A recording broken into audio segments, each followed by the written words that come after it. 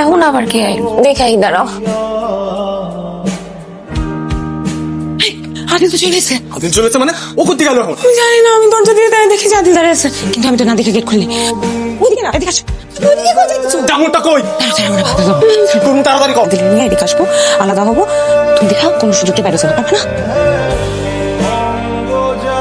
তুমি কেন? আমি তো কিছুই জানি না। খুশি হও নাই? হ্যাঁ অনেক খুশি, সব দেখায় গেছে, কথাই কিছু ভাবতেছি না।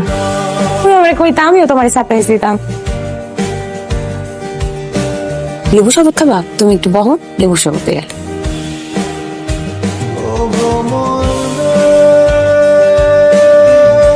তুই যে ভাবিরে যেই পরিমাণ মহব্বত করতি, এটা তো আমরা সবাই যাই। তোর সাথে হবে কিসের জন্য কত? ব্যাপারটা তখন অন্য লাইনে চলে গেছে। আমাদেরকে তো কিছু একটা করতে হবে নাকি? এখনো কোনো কিছু ভাবতে পারিনি। বিশেষ করে আদিল যখন বাড়িতে না থাকে, একটা মান ঢুকলো, একটা কাক পক্ষীও যদি ঢোকে, সেই খবরটা দিবি। ঠিক আছে ভাই।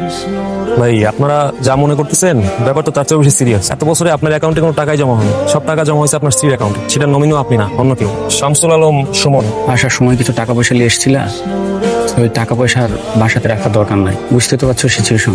আমার এত কষ্টে জমানো টাকা, উত্তর মতো জঞ্জালে ঘুমাইছি, দুপুরবেলা ঠিক মতো খেতে পারিনি।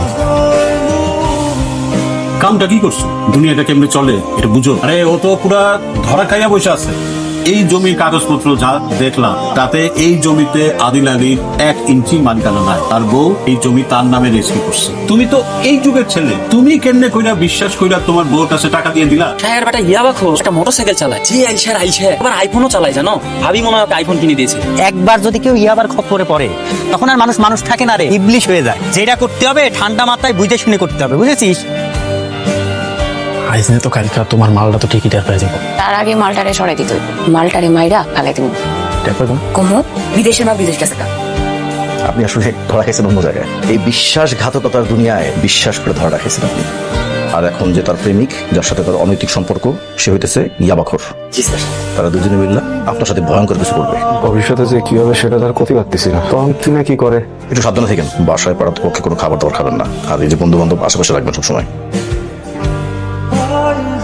এই আদিলের টপকাই দেওয়ার সময় রিল হইতে পারি আমরা। ডান, তাহলে তো হয়ে গেল গা।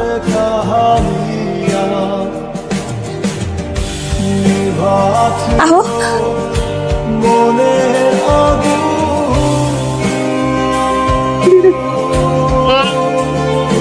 ওদের